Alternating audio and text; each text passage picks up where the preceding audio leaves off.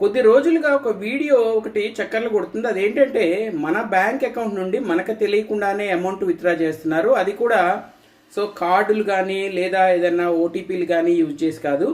అది Aadhaar card biometric ఆధారంగా withdraw అవుతుంది అన్న దాని మీద కొన్ని వీడియోలు తిరుగుతూ ఉన్నాయి. అనంతపురంలో చాలా కేసులు రిజిస్టర్ అయినాయని, సైబర్ క్రైమ్లో రిజిస్టర్ చేశారని.